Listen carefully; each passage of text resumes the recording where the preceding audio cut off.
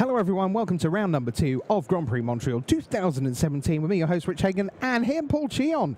Great to have you with us. We are going to watch two great matches. It's Blue-Red Control with Matthew Benedict and Jennifer Crotts with White-Black Zombies. So Paul, kick us off. What can we expect to see from these two decks? Okay, so Matt Benedict is actually opting to play the deck that I played at the Pro Tour to a very mediocre finish. But Matt's just your typical control deck. It's got a bunch of cheap interaction. It's got cheap counter magic. You have your Magma Sprays, your Harness Lightnings, along with your Sensors, Essence Scatters, Negates, etc. Then it tries to take over the late game with Card Draw, with Glimmer of Genius, and other 2-for-1s like Torrential Gearhulk. Yeah, pretty exciting to see straight off one of the key interactions of the early game, which is, here's a Dread Wanderer, which keeps coming back. Oh, wait, no, it doesn't, because here's Magma Spray, and it gets exiled, and you sit down at the bottom of your screen. Yeah, absolutely. I think Magma Spray was a really, really important card for them to print to make control viable. Scrap Heap Scrounger was kind of the most annoying card to deal with as a control player. And they needed to, print like a nice cheap solution, and Magma Spray was the perfect card. And I think one of the most important cards to make Blue-Red Control viable in the current standard metagame. So Wayward Servant, one of the reasons to play black-white rather than mono-black, as we see a disallow from Matthew Benedict. So he's using his mana pretty efficiently. He's already got rid of 2 threats with 2 cards, the 1-for-1, sitting there with another Magma Spray in hand. We see a negate there as Diagraph Colossus was sent to the graveyard for Jennifer. Jennifer representing Calgary, as LLV1 tells us in chat. Yep. Will she go down in flames? See, I did an ice hockey joke, and we're only 2 minutes into the round. Wait, when's Marshall getting back? Yeah, round 4. Count the seconds, my friend. That's why we give you a round timer. Right. So yeah, Jennifer is opting to play the white-black version of the deck, meaning you do have to make some sacrifices. You don't get to play with the powerful land that is Westvale Abbey, which you can use to win a lot of these kind of grindy, to-the-ground matchups. Right, because eventually that becomes Ormondale Profane Prince. Exactly.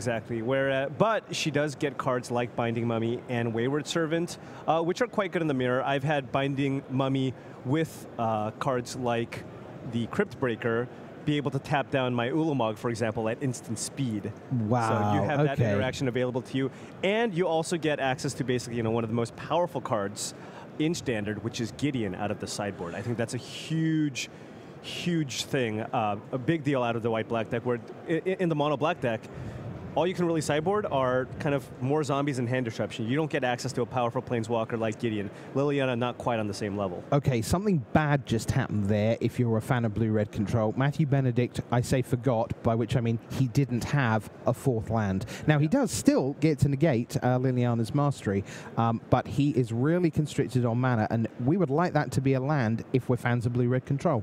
Yeah. This just in. Fan of Blue-Red Control. But Matt has done a good job of keeping the important threats off the board. He used both of his Magma Sprays to deal with the Dread Wanderers. He used his counters to deal with both the Colossus and the Liliana's Mastery. So, the Wayward Servant not really putting on that much pressure, but it looks like this Liliana's Mastery is going to resolve. So Matt Benedict is really going to be looking for a Sweltering Suns, but I think is that a Radiant Flames? I think so, yes. That's a really interesting card because you're just a straight blue-red deck. The only way to produce a 3rd color is with the card Ether Hub. So Sweltering Suns is so good in the blue-red deck because not only is it a sweeper that's going to be very important for this weekend because there's a lot of zombies, but it also has cycling. So there's not a lot of downside. So it's really interesting that he opted to play Radiant Flames here over Sweltering Suns. So here's another Diagraph Colossus, and that isn't going to arrive in play either. Essence Scatter this time around for Matt Benedict. Yeah, but Matt's down to 5 life here, and he's facing up against 6 damage. Oh! Boom. All right.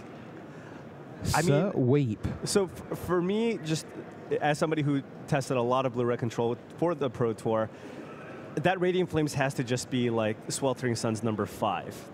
That's the only thing that would make sense to me. Wow, yeah.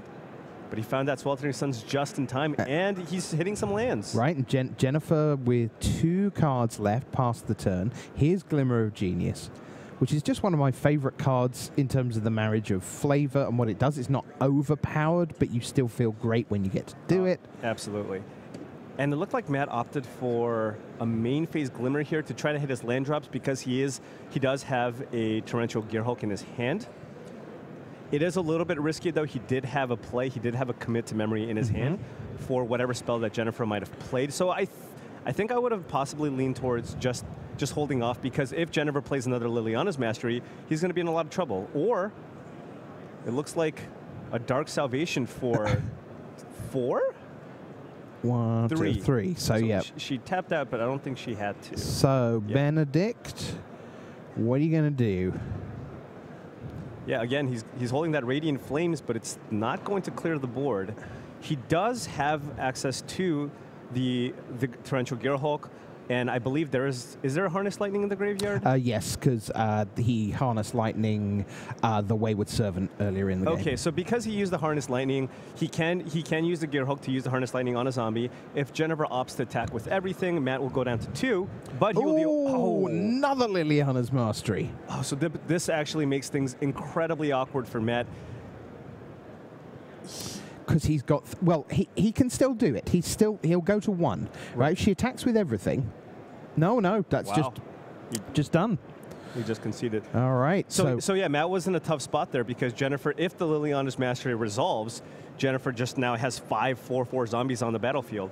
But on the other hand, Matt can't afford to counter it because then he would just take lethal damage. All right, well, that's game 1. We'll be back with more Magic action in just a moment.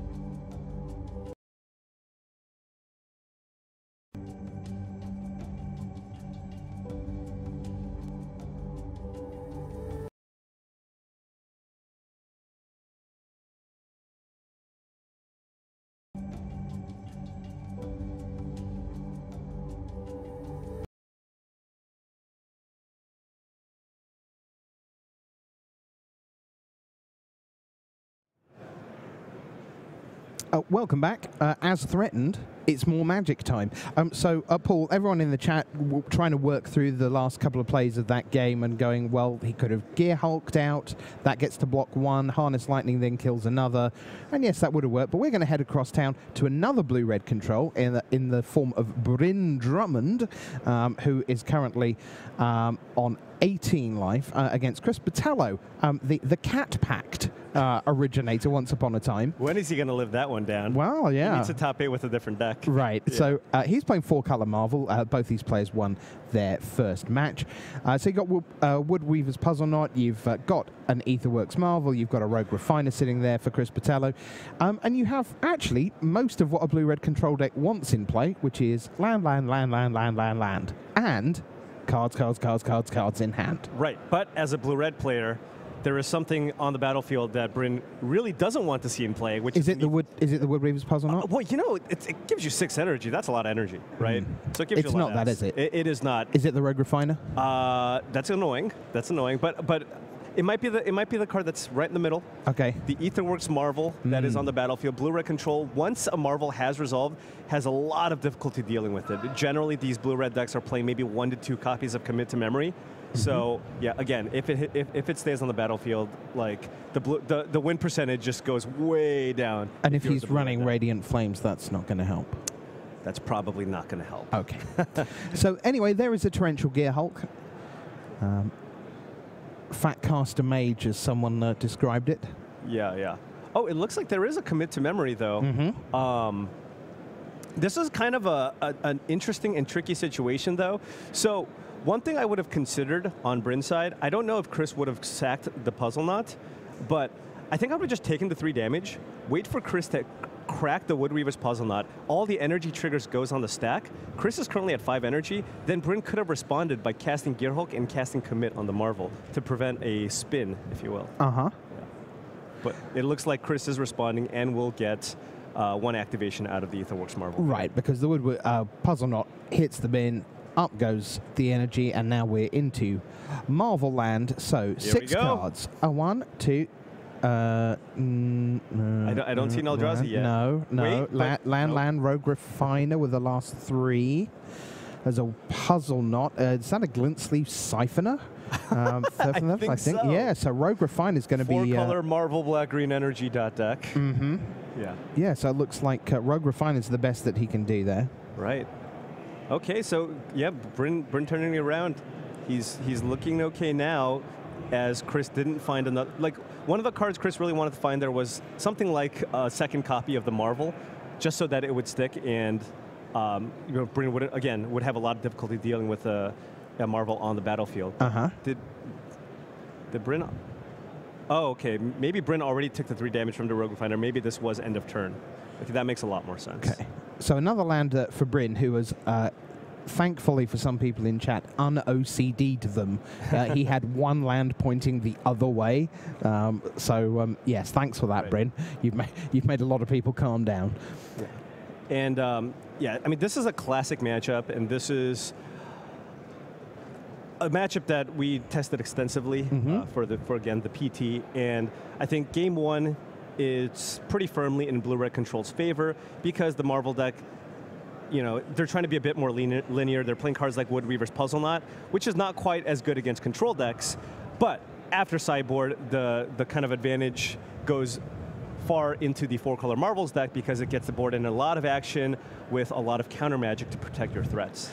Okay, well, this has still got plenty of action left in it. Why don't we head back across town to our main match, Jennifer Crotts, who is already 1-0 to the good. And, well, we've started off just like game 1, which is here's a Dread Wanderer, and there's a Dread Wanderer, there being the Exile pile, thanks to Magma Spray from Matt Benedict, playing Blue-Red Control. I think Matt might have mulliganed to either 5 or 6. There's 8 cards in play total, and okay. Yeah, so a single mulligan. Yeah.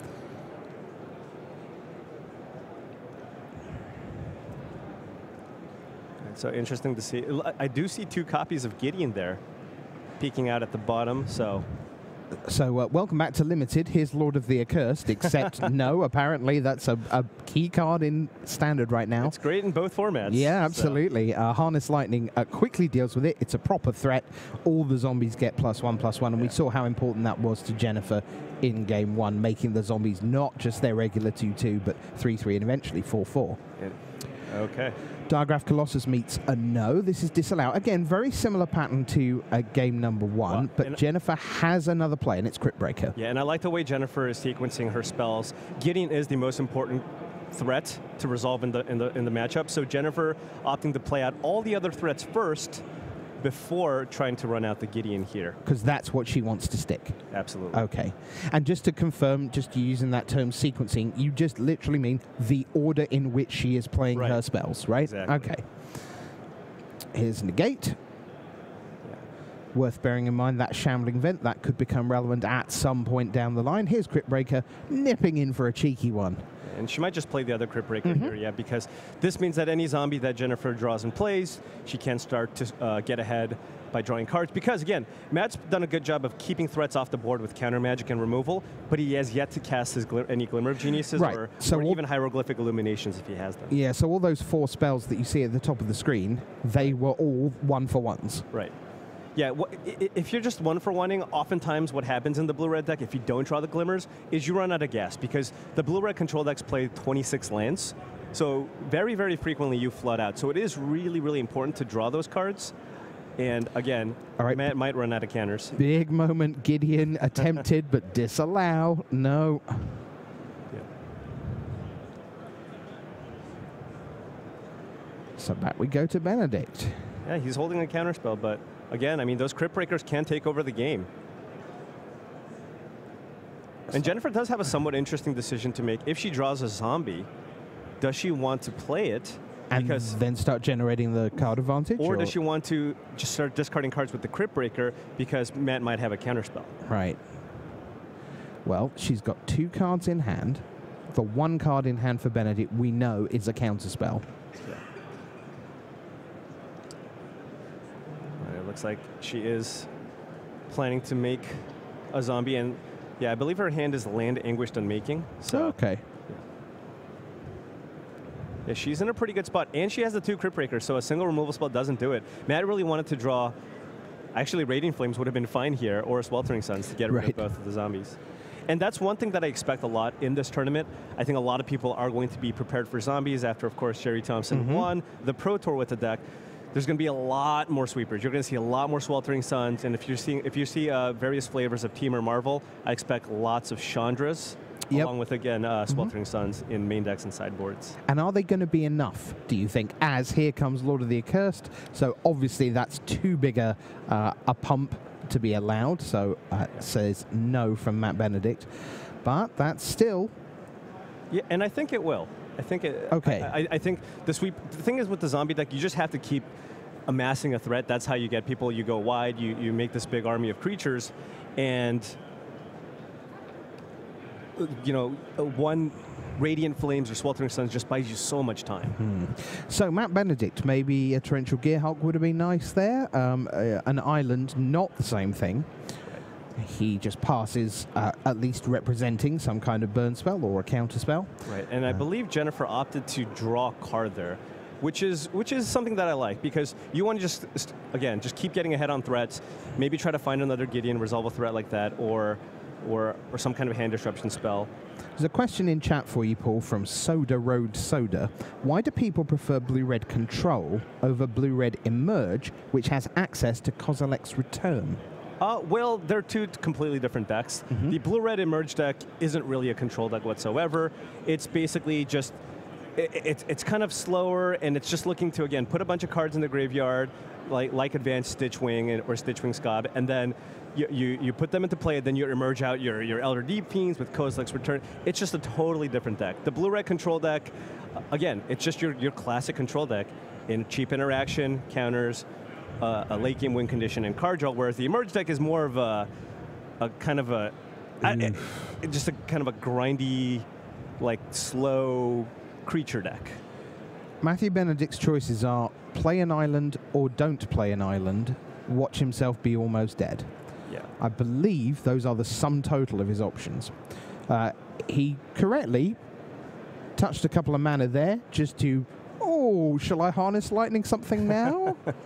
But this is super, super bad for Matt right now. Yeah, and this is why, again, just the 1-for-1 removal, it's okay. It helps you stall, but you absolutely need to have your sweepers and your card draw to actually be able to come back and win. All right, we're done. Jennifer Crotts advances to 2-0. Well done, Jen. White-black zombies, triumphant blue-red control in the bin. Matthew put all his eggs in the blue-red control basket, and it didn't work out. Anyway, yeah, sorry. So we'll go somewhere else and watch some more Magic. Like this, I say some more Magic.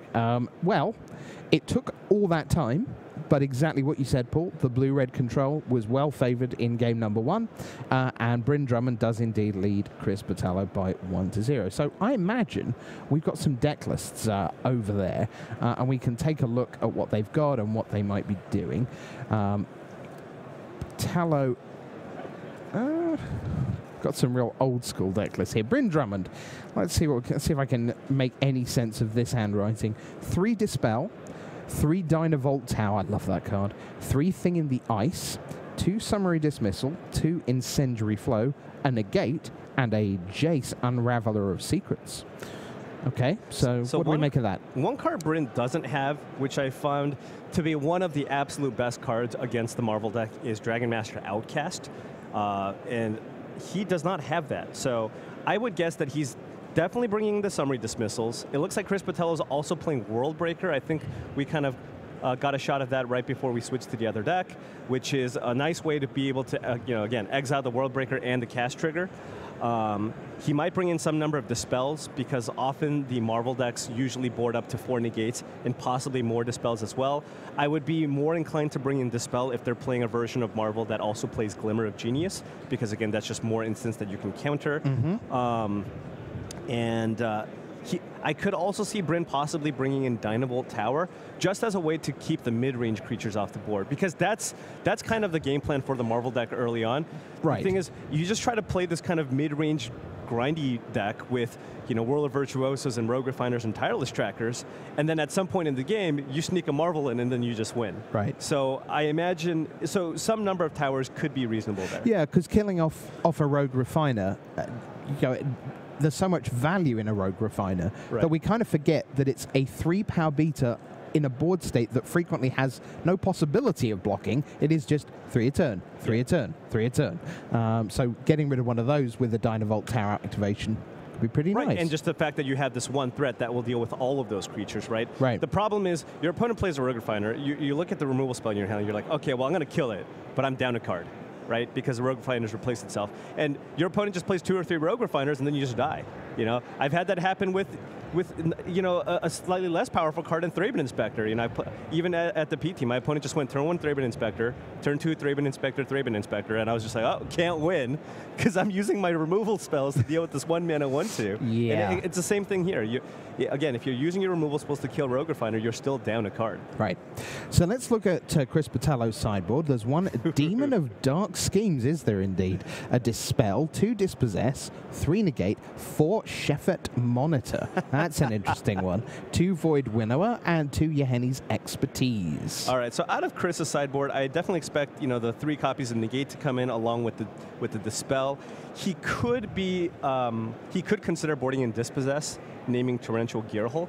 Okay. But oftentimes the blue-red deck have a lot of other threats in the sideboard. Again, cards like Dragon Master Outcast, possibly Glorybringer, Chandra. There's just a lot of things they could have. So I find that Dispossess really isn't that effective. Because it's not targetable enough, sort of thing. You don't quite know what you're going to be able to name. There are enough alternate win conditions where. Again, I've had my Gearhulks Dispossessed and just win with Dragon Master Outcast. And Chris doesn't know that Bryn doesn't have the Outcast in his sideboard. He could also potentially bring in 4 copies of Sheffet Monitor just as like a card advantage engine, because he can just use it to cycle, get himself a land, draw a card, and then just start hard casting Ulamogs and World Breakers to take over. All right, well, we are into game number 2, which Chris Botelho has to win. That's the way best 2 out of 3 works when you're 1-0 down. And Attune with Ether has begun the game. And he's doing some shuffling and is past the turn. Wandering Fumarole opens up for Bryn Drummond. Chris Botelho says, I finished shuffling, do you want to cut? Of course I do. And we will go to turn number 2. World Breaker was the draw for Chris. And it looks like there is a Sheffet Monitor. Oh, and of course, the Glintsleeve Siphoner. That's a 4 of in Chris's deck. Right. It's a great way to use energy. And if you play against a control deck, drop it on turn 2, and if it doesn't get work done. Yeah, let's see whether there's a Magma Spray in its imminent future. Not an especially good blocker, but hey, can't have everything. It's a card advantage engine for sure. It looks like he's opting to play that over Servant of... No, never mind. I take that back. He's also playing Servant of the Conduit. So he's got the full 8 copies of the 2-drops. I guess he's probably going to be boarding out the 4 puzzle knots, the 2 fatal pushes, and 2 copies of Baral's expertise, which he had in the main deck. Okay. Yeah, that's a sweet card. So Botelho gets to nip in with the Glint Sleeve Siphoner, and he's going to lay a mountain. So Jund is in effect, and here's Servant of the Conduit. And when that resolves, the energy counter goes up to 4. Here's a Harness Lightning, end of turn for the Glint Sleeve Siphoner. And now Bryn Drummond's got a little bit of energy as he untaps for his turn number 3. Glimmer of Genius was the draw. It's got another Wandering Fumarole. It's going to have to come into play tapped, of course. And if you notice, Bryn opted to take the damage there instead of just kill it right away because he wanted to represent a 2-mana counter, something like a Censor, which a lot of Marvel players will play around. So by representing the Censor, Chris, if he had something like a Whirler Virtuoso or a Tracker, he couldn't just jam it on turn 3.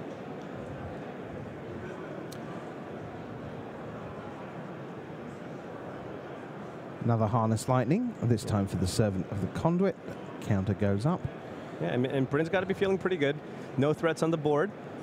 And he's curving out. He's going remove a spell, has a Glimmer in hand, and he's holding a few counter spells as well.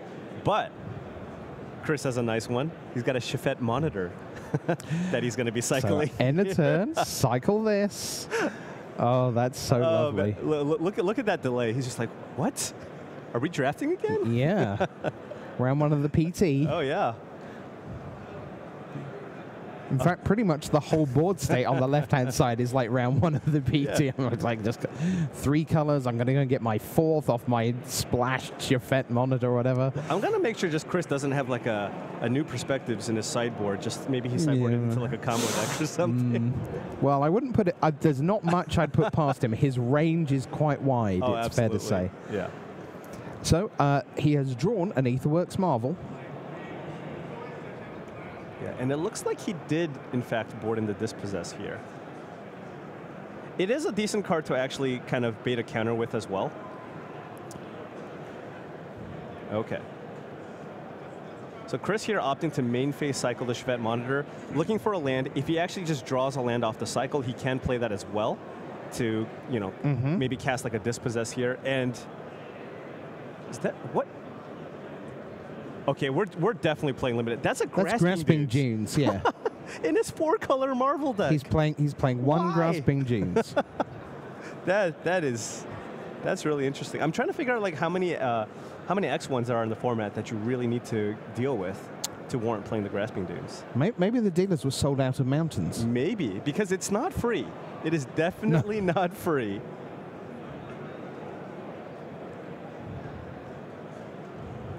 Yeah, but again, Chris, you know, finding ways to kind of get ahead on cards, and he is ramping himself. He now has 7 mana. He's getting to the point where he can start hard casting World Breakers. And also, he's not being punished with that Grasping Dunes. He's got all 4 colors. He's not getting his just desserts. Yeah, he's totally fine here. You're welcome, Paul. There was a nice little 2-second delay while that went in. But I didn't say thank you, though. No.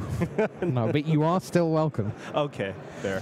All right, so here's Aetherworks Marvel, but here isn't Aetherworks Marvel. Shocker. All right. Negate says no.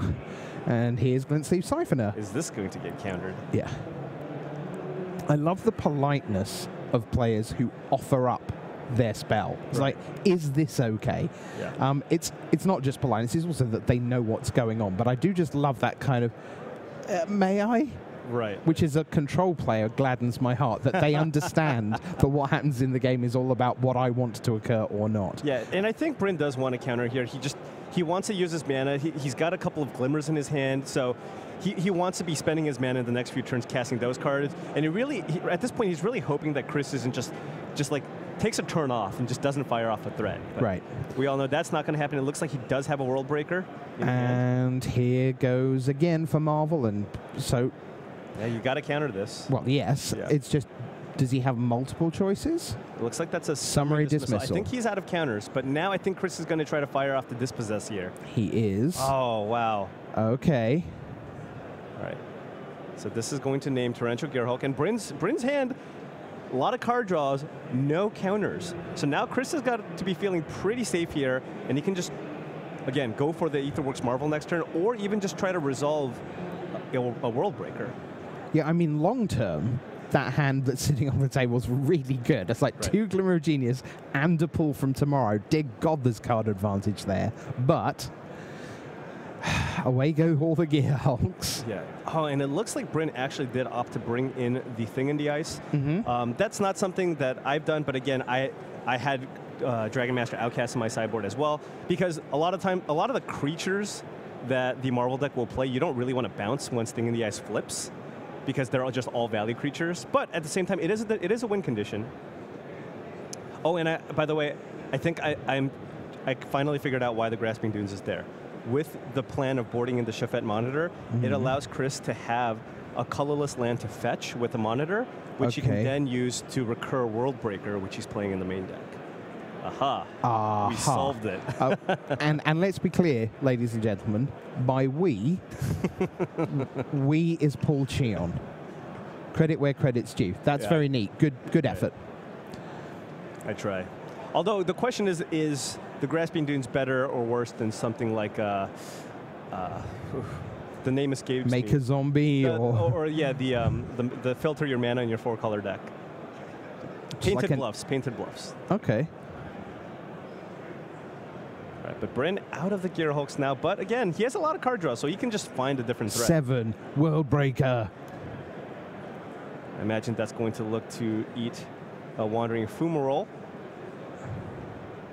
And Bryn's probably going to fire off a Glimmer here, try to find an Essence Scatter. Right, I was going to say, you want to find something, don't you, off this? Yeah. Although, does he even play Essence Scatter? I don't think he actually plays Essence Scatter in his deck, so he can't really find anything. Yeah, he's got Negate, and there's... I mean, he could find a Censor. Right. But Chris has exactly 1 mana spare. Right. So yeah, Bryn opting to basically pull for 4 here instead, because he doesn't have access to that Essence Scatter. Yeah, that's interesting. The Grand Pigeon in chat says, so really, Chris is actually 5-color Marvel, with one of those colors being colorless. Yeah, right, of course. I'm a little disappointed he's not 6-color Marvel, because I kind of jokingly said that and was really hoping that he was playing a 6-color. Just play 1 Cast Out or something and 1 Plains. Come on, for the people. For the people. Plains for the people? Yeah! Is that like your 2018 campaign slogan? I would have thought that'd be Wesco's campaign slogan, Plains for the people. Well, yeah, he needs to play some other lands. We already know he's locked in on 18 plains and some lands when he's playing a tournament. So, there is a very, very big thing on the board, and now there's a very, very little thing on the board. One of them's called World Breaker, and the other is Thing in the Ice. 4 counters, which Bryn will hope is going to tick down gradually. Now, of course, both players know that Bryn has plenty of ways to start ticking that down, because having seen the double Glimmer pull from Tomorrow hand, that's kind of what Bryn's deck is going to be doing for a while. Yeah, and Bryn at some point, either he can flip the Thing in the Ice, or he just can get the World Breaker with the Harness Lightning in his hand, because I believe he's got, I think that's 6 energy. It could also be 9. I think it's 6. It's a 6-sided Noxious die. Gear Hulk. So it's 9 energy. 6 energy. Noxious Gear Hulk. Yeah, that's been in hand for a while. Uncastable, by the way, because double black. But Bryn is going to use 1 energy off Ether Hub for the 2nd blue for disallow. That puts Thing in the Ice to 3. He's at 11 life, 1-0 up, so he's got some room to maneuver here.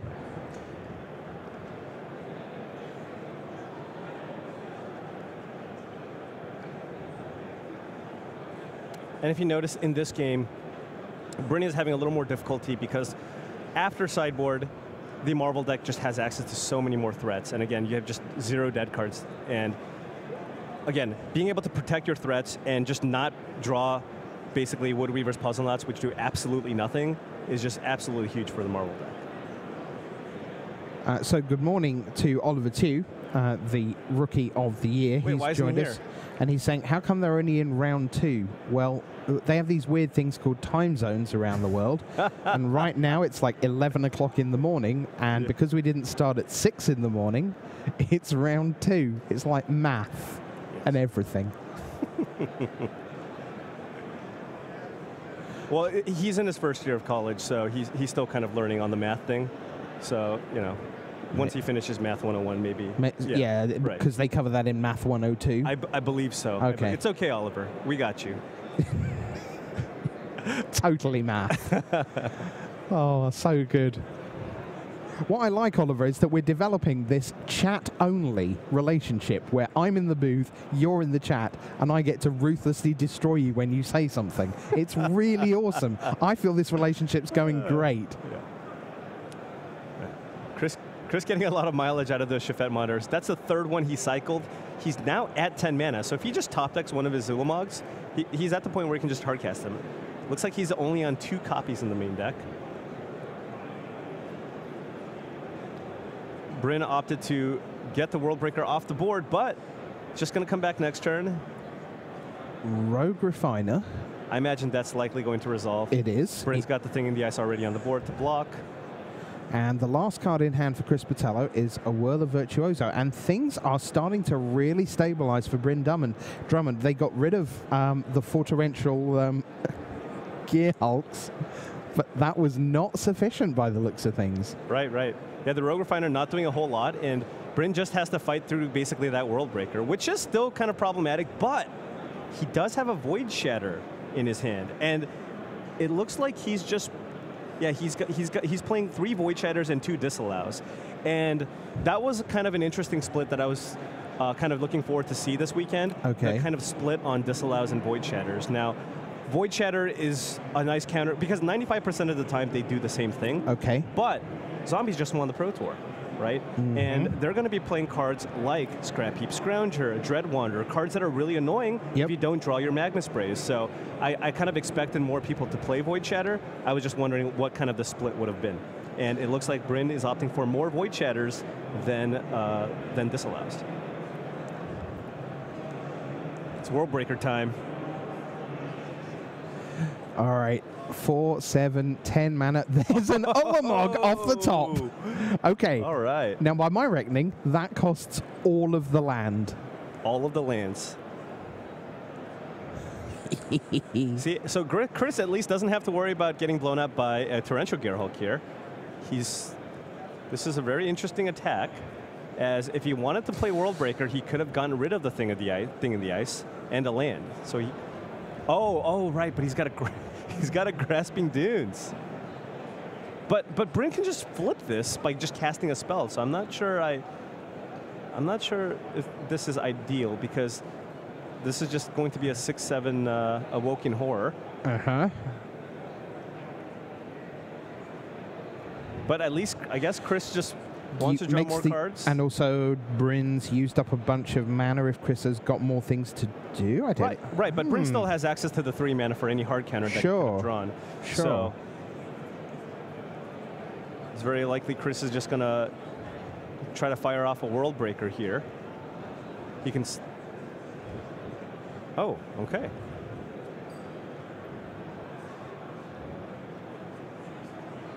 Up we go. The tune with Ether drawn. That's often Forest, probably, not the island. Yeah. Huh. Yeah. I don't think it really matters based on the cards in his hand, but definitely should have tapped a land that produces green mana, as his hand is Virtuoso, World Breaker, and Ulamog. Yeah, there we go. Everything's good now. They got there. Yeah. I mean, Chris does have access to a lot of energy and no way to spend it, so he could just play out a Whirl of Virtuoso and just hope that it gets countered. Because, again, like, Chris can make, what, 3 Thopters here? Mm-hmm. And that's going to pressure his life throw. Thing in the Ice has now flipped. So Bryn is going to have difficulty dealing with, again, just a bunch of Thopters.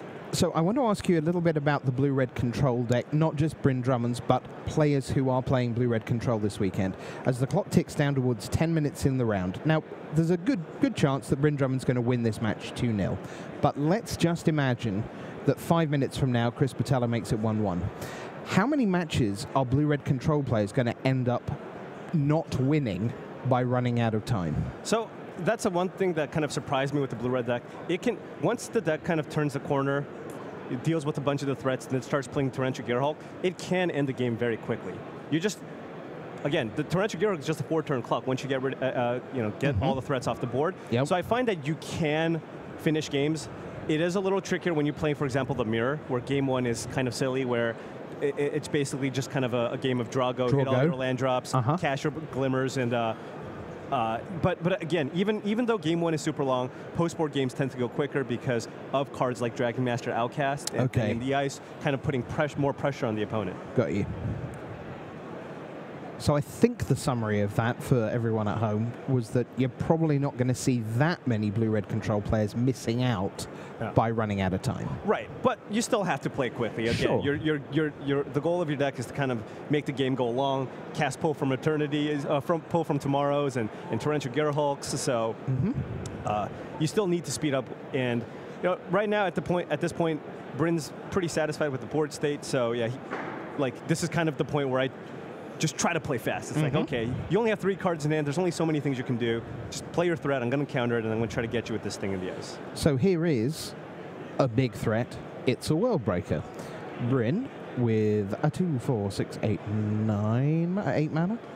Yeah, it's 9. See, math, Oliver, math. Yeah. So it looks like Bryn used the Void Shatter on the Whirler Virtuoso, so he doesn't actually have a counterspell in hand. So he might opt to draw a bunch of cards off the Pull from Tomorrow to find an answer to the World Breaker. And if you noticed, he's keeping up, whatever. If you notice, he's opting to keep up 4 mana because he is playing 2 copies of Summary Dismissal. Right. Yep. And there were 2 lands, but then a spell. Yeah, but it doesn't look like he actually drew an answer to the World Breaker. So actually the the Grasping Dune's doing work. The Awoken Horror is now a 6/7, so it cannot attack through the World Breaker. Bryn would need, again, something like a Harness Lightning here to be able to finish off the World Breaker. But Bryn is up a ton of cards still. But where does he go? Where does he look to win from here, given that the Torrential Gearhulks are gone? Well, he's got a second copy of Thing in the Ice in hand. I imagine he's going to look to play that and maybe try to flip it. And he probably also has more copies of Harness Lightning in his sideboard. So if he finds the Harness Lightning, he can use it to get rid of the World Breaker, and the current 6/7 Awoken Horror could finish the game. Right, and then normal service can be resumed. Right. Right. So the World Breaker is there at the moment, but maybe doesn't have that long. Right. Given that Bryn can constantly go and find Bryn, extra cards. and this is kind of one of the biggest problems with the blue-red deck. Okay. You have a lot of conditional counter spells. You play Negates, you play Dispels, you play Essence Scatters, right? What happens if you're holding Negate and Dispel, and your opponent has an Ulamog in hand, right? That just happens all the time. Yep. And Bryn currently is not holding an answer to that Ulamog. Chris doesn't know that, so he's trying to play this a little conservatively. But again, Bryn right now has answers to maybe a Marvel, maybe a Negate, but not to these giant threats that Chris has in his deck. Incidentally, if you are just joining us, it's me, Rich Hagan, and him, Paul Cheon, in the booth right now. Marshall is on the commentary team. You will hear his fabulous voice and insight starting in round 4. He had a super late flight delay that basically means he would have been a wreck if we'd brought him in at 10 o'clock in the morning. So I'm just filling in for a round. It's great to be with you and with Paul as we head down the stretch of round number 2. BDM and JVL will be with you for round number 3. Oh, no. So Bryn has a Negate, and he's like, do I negate this attune? And I don't think you should. And so I think Negate was probably the worst card Chris could have drawn there because it made him play in a more conservative fashion. Okay. Because now that he drew the Negate, he opted to cycle the Shafet Monitor to try to get the 12 mana so that he can play Ulamog and protect it with the Negate. But if you kind of looked at how the last turn played out, Bryn just let the World Breaker resolve. This tells me that it's very unlikely that he has a counterspell because he probably would have used it on the World Breaker. Sure. So this would have been a really good turn to just try to resolve the Ulamog. But because he drew Negate, now he's trying to play it a little bit slower. But now that you have the second Ulamog, just run it out there. Yeah, and he's got Negate backup, so... Here we go. I think this is going to be huge. 8? Well, yes, as Ulamog so frequently is, Paul. To be fair. You got me. That is big. Cannot be negated. Oh boy, is this going to... See, we're going to end up at 1-1. It's fantastic. We love it when constructed rounds go deep because we love to show you magic. And so here's flip time, transform. And by the way, we kind of talk about the pros and cons of playing cards like Disallow and Void Shatter. Yeah. Disallow does allow you to counter the trigger, the cast trigger of the Ulamog. Although Sarmi Dismissal, he's got 2 copies, and I think this was exactly the reason why, to be able to deal with cards like Worldbreaker and Ulamog. And also, Sphinx of the Final Word. It counters Sphinx of the Final Word because it exiles all spells that are on the stack. So here's a Wandering Fumarole about to block, and I guess we're trying to decide... yeah, so that's just gone. Worldbreaker drops Drummond right down to 3. And from what seemed a really strong position, well, Chris Botelho didn't even need his negate backup. This is the game here. Yep. Boom. Let's go to game 3. Yeah, and at this point, I think Bryn is very likely going to be trying to play for a draw here, as he has no realistic chance of winning in 4 minutes and 30 seconds. I guess he could maybe just go turn 2 Thing in the Ice and really just try to flip it and just use a bunch of counter spells. But from the blue-red side, I mean, you can win the game, win games quickly, but you still have to get to turn 7 or 8. Right, because realistically, looking at it, the very first sort of proactive thing he can do is make a torrential Gear Hulk and then clear the way and hit 4 times. Right, exactly. There is no version of a 2-drop, 3-drop transformational sideboard here. Basically, yeah, if Bryn wants to win this game, all he should do, he shouldn't really be thinking too much. He should just be going land, go, land, go, land, go. Anytime your opponent plays something, just counter it. Just make sure you try to hit your land drops and cast your Gear Hulk to try to win. So 1-1, a reminder that we're showing time walk matches at this GP, which means when the main round stops, the action does not, we will have a whole match for you available. Now, my hunch is that the way this tournament is going, they were super efficient this morning. The rounds are going pretty fast. It's a small tournament, sort of, in the sort of 800 to 1,000 range. That means just fewer matches every round compared to a large European or North American GP. My hunch is that we are probably going to be bringing you really sort of little highlight packages from our time walk matches, because it's going to be time for feature matches in round 3 before you know it, which is just great stuff, because we like to bring you all the live magic we can here at the Home of Magic. Yeah, sometimes you have these really long, grindy games when you have, of course, the blue-red control deck fighting the Marvel deck, and other times we're just going to see some turn 4 Ulumogs. So some matches, yes. some rounds might go pretty quickly. So right now, are we basically saying that Bryn has almost no chance of winning, and that this is just about the draw or the win for Botelho? Yeah. Now that it's down to 230, I think it's just highly unlikely. And I did notice that Chris Botelho, I think he boarded out a Whirl of Virtuoso and boarded it back in for Game 3 because he wants to be as aggressive as possible here. In fact, I don't even think Shafet Monitor is a card he wants here.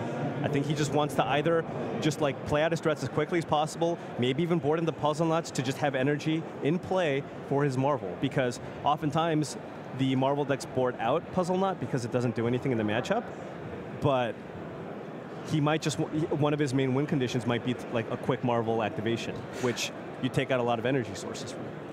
I'm going to be a bit controversial here, and I understand, chat, that what I'm about to ask is a controversial topic. So I just hope it's not a bad pun. No, it's not a joke. It's a serious question. So we've seen Bryn Drummond Mulligan there, and I took a quick glimpse at his hand. I think he had a couple of land. It's a perfectly reasonable mulligan. In this situation, I don't want to personalize it for you or for him, but in a situation where you are playing a deck that, quote, cannot win in time, is it legitimate to look at 7 cards and mulligan them and shuffle, and look at 6 cards and mulligan them and shuffle, and look at 5 cards? And you know where I'm going with this. Right. And no, over the course I do not think that is legitimate. Okay. And people have gotten disqualified from tournaments for doing exactly that. I believe that actually happened at World Championships a very long time ago, where a player mulliganed down to 3 or 4 because he knew that he had no chance of winning in Game 3. And And the judges kind of saw that and was just like, no, this is not right. You shouldn't be doing this. This is fantastic, and everyone in chat not only says that it's a terrible thing to do and makes you a bad person, which of course I agree with, but also you can't do it in Magic, so do not do this at home, as we say. So, yep, thank you all very much. Glad to clear that up. Meanwhile, we are underway, and Bryn has hit his first couple of land drops after that mulligan to 6. I'm actually very surprised that Bryn opted not to just play out Thing in the Ice their turn 2, because that could have been a way for him to win, and now he's playing at a turn later, because maybe he was concerned he was not going to have blue mana off the Ether Hub, but he does have 2 Harness Lightnings in his hand. Dice to Fatal Push. Yeah, and Chris probably brought some of those back in, as he did see the Thing in the Ices in game 2. Botelho up to 3 energy. He's got a Shafet Monitor. And that's actually smart sideboarding by Chris, because Chris has to look at what Bryn's win conditions are given the time. Thing in the Ice is one of the few ways Bryn can win. So, Bryn makes his Wandering Fumarole. Chris Botelho says, can I have a Marvel? Can he have a Marvel? Well, there's no blue mana. He used the energy. Yeah. There it is. Wow. Now, let's see if we can find out exactly what time is left on the round, because our round clock there is... Yeah, so these are turns. Okay, so this is turn 3. So I don't think Chris has enough time, even if he finds a Marvel here. But he doesn't even have the energy to activate the Marvel. Right. I mean, Chris is definitely ahead. He did resolve a permanent, but... and a critical one, but... Absolutely. Just not... Let me have a look at that. Seeing if he gets an energy off the cycle, which you do not. Right.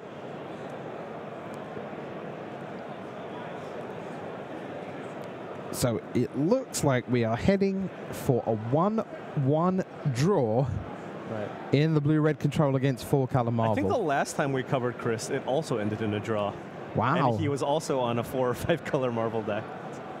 Oh. Some grindy matches. Yeah. Yeah, Chris just has a ton of lands here. Yeah, he's going to run out of Glint Sleeve Siphoner. That meets Censor. Oh. Go away. Yeah, to be fair, Bryn did have access to double Harness Lightning to deal with the... Bryn passes, but this is not going to be relevant. Here's the last turn of the game. Does Ulamog have haste, and is it a 20/20? No, and... Because I don't think the card's like powerful enough for standard. No. So like it probably... You know how like they ban cards? Can they power up underpowered cards? Right. That's it. We got 6 energy.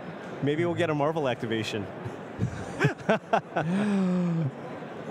Again, Bryn's got a bunch of negates in his hand. Yeah, it's just all the wrong counters at all the wrong times.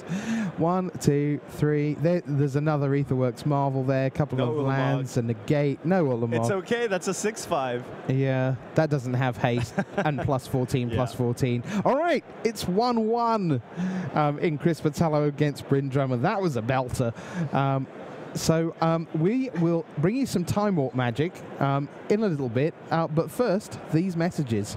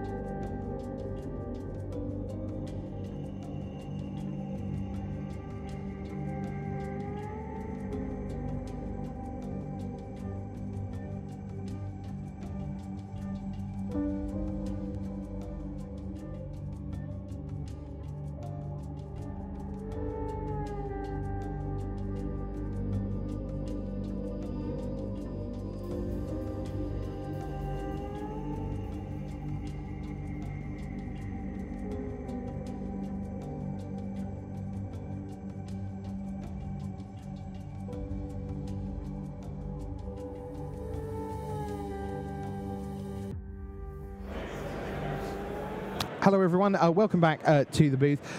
Paul, Rich, looking at 2 deck lists.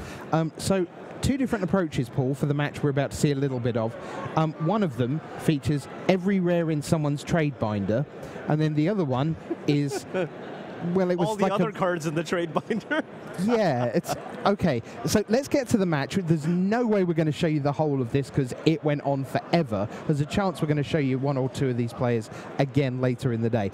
This is Jamie Blanchette against Chris Labelle. Let's start with Blanchette on the left. Featuring 1, 2, 3, he's 4, just on 5. Mardu vehicles, right? He just played No, Paul, he's not.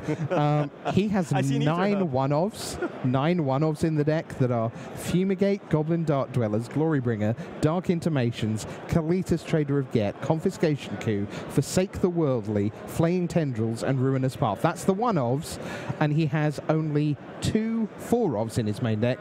That's Prophetic Prism and, drumroll, Bring to Light. 5-color Bring to Light. Let's do it. Dark Intimations. He couldn't wait for Bolus. He's just like, I'm pulling this card anyways. I don't care. Okay. Meanwhile, Chris's side, he is playing Abzan Rares. Is that an archetype? Not quite, but but it's it's got the black green. It's a black green Winding Constrictor deck. Right? Okay. You have your Winding Constrictors, you have your Ballistas, and your Rish cars, and your Verdress Gearhulk. So a kind of green-black package. But he also wanted to fit some sweet white cards into his deck. He is playing 3 copies of Gideon along with Archangel Avacyn in his main deck. That is an Archangel Avacyn that is uppermost in that collection. That has been. Oh, yeah. That's an Archangel Avacyn. No. I'm pretty sure that's. I think it's a checklist, and he blacked out everything else. Okay, that's what it is. Yeah. Yeah. So that's an Archangel Avacyn, and so the deck will definitely not play out as smooth. You have a lot more tap lands. That is kind of the sacrifice you make when you play a 3-color deck. But you certainly can add a lot more power to your deck, which is what Chris is opting to do here by, of course, playing Avacyn and Gideon. So as a reminder, don't get too invested in this one because we are already heading towards pairings for round number 3. But we just thought, let's see, should we show you some more Magic or should we talk about painting and decorating? And we decided just this round to show you more Magic. Jamie's playing Live Fast in his deck, 3 copies. And I was trying to figure out why is he playing Live Fast over something like Glimmer of Genius or all the colors? Right. Well, you can't cast Glimmer of Genius off of Goblin Dark Dwellers, I don't think. Okay. Fatal Push for the Winding Constrictor. Jamie draws another pretty looking land. Red-green on this occasion. Miniature Catfish. Catfish says, I want to hear about painting and decorating. It is overrated. Let me tell terrible. you. Yeah. And how much can you really get done when Magic Online is down? I mean, there's just not a lot of time in the week. Classic value play here. Tireless Tracker, Evolving Wilds. Always puts a smile to my face. So here's the thing, Mariclus. Can you just double the speed of the replay? Well, yes. I mean, Rashad could pedal faster, but the simple truth is this game goes long. Doubling it would nowhere near get us done. No. Don't double it, Rashad. It still won't get us anywhere near the end of the match. Let's just watch a little bit. We'll hang out together, see how things go.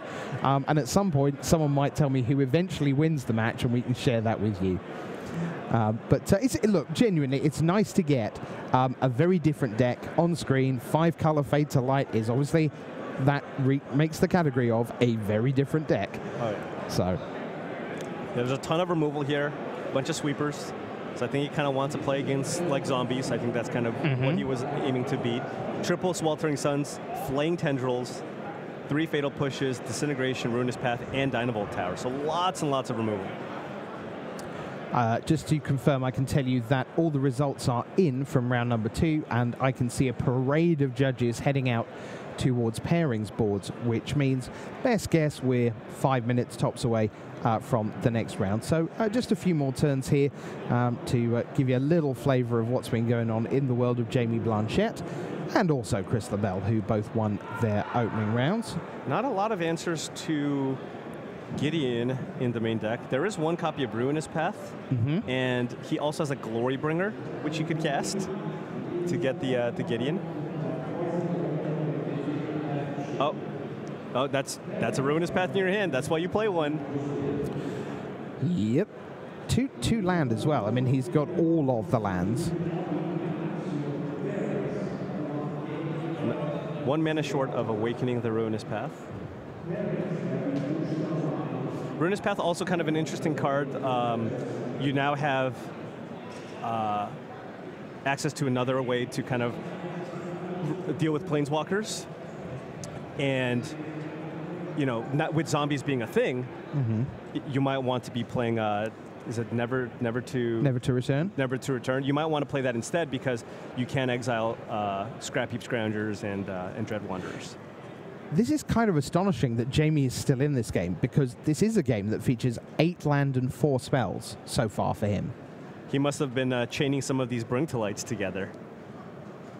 I mean, Transgress the Mind, Fatal Push, Unlicensed Disintegration, Ruinous Path, and 8 land is what he's worked with so far. And he's on 18 with almost no pressure on the other side of the board. Chris is holding a Fatal Push, which largely does nothing here. Chris did opt to pass. He had a Walking Ballista, but as we know, he does have an Archangel Avacyn in hand as well. So it is a little surprising, though, because Jamie is working with absolutely nothing.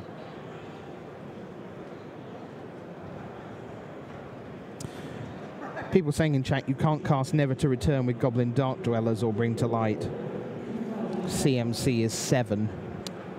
That makes a lot of sense. Various people are saying. Ah, okay. There is only 1 Dark Dwellers, but still, yes, then Ruinous Path would make a lot more sense. So we've got Dynavolt Tower in play for Jamie Blanchette with that 1 exciting energy over there. I can tell you that players are heading for the feature match area, so we are really not far away. And before you all go berserk, I can confirm we're going to squeeze in an ad break before the next round. Just telling it like it is. Rashad's going to speed things up. Faster, Rashad, faster. What if Chris just moves really slowly and we are at double time? Oh, we've been in double time for already? Time. Oh, yeah. Right. So Archangel Avacyn plus Clue plus Night Token opposite a Dynavolt Tower that can't activate. And it looked like Jamie did not opt to activate the Shambling Vent because he knows about the Fatal Push in Chris's hand. How did this game go long? More lands. 9 land. 9 land, 5 spells. Right. Now Chris has the option to flip the Avacyn whenever he wants with the Walking Ballista, as he can remove all the counters. But I don't think he's really interested in doing that here. Cool hand loot. No, this isn't live. We sped them up. This is the Time Walk match at the end of round number 2. The players are sitting for round number 3. So you're moments away from Brian David Marshall and Jacob Van Lunen being back here. And then goodness knows, you'll just get magic. And then it'll be time for Marshall to sit here with Paul. Okay. So there we go. It turns out that if you have 10 land and 5 spells, generally you're going to lose at Magic. I feel like I learned a lot from that one. Okay, I'll make sure to take notes. Okay, yeah, you need to pay attention more. Okay, so that was 1-0 to Chris Labelle. Maybe we'll get a chance to see Jamie Blanchette at regular speed in the feature match area before too long. But until we meet again, I'm going to say bye, and we'll see you on the other side of this break with round number 3.